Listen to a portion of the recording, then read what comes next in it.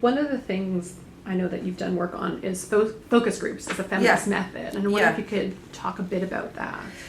Yes, I mean, at the same time as I was setting up these various kinds of institutions, I got to thinking, well, what is feminist theory? What is feminist methodology? Can I make some interventions in these sorts of areas? And that fitted quite well with the fact that I was arriving at Loughborough, where people were doing qualitative research, particularly discourse analysis.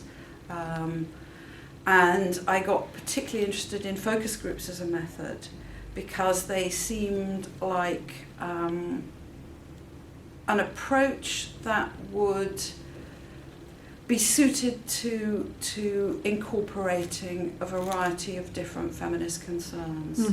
So, for example, egalitarianism in research, the researcher not holding all the power and instead sharing it amongst the members of a group.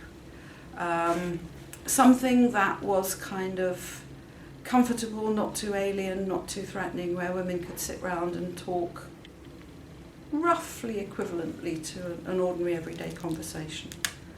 And something that would enable people to interact as we do in everyday life and bounce ideas off each other and tell stories and share experiences. So that was really what attracted me to focus groups. And then I was, of course, into the challenge of how do you analyse that data that you've collected?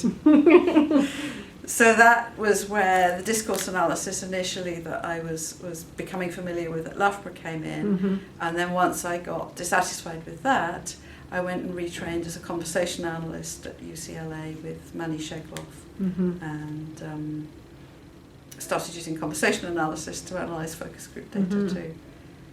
And there seems to have been, over the course of your career, sort of a shift away from quantitative methods to these more qualitative methods. Yeah, very much so. And is that because you find them more appealing or more suited to the kinds of questions you want to ask, or is it more of a rejection of quantitative methods as an approach? I wouldn't say it was a rejection of quantitative methods, because I think they can be enormously powerful and an essential part of feminist inquiry for the right sort of questions. But I think you touched on it when you said more suited to the kinds of questions you wanted to investigate. On the whole they were, because they were questions about women's experience and women's priorities, and qualitative methods just seemed much more fitted for those kinds of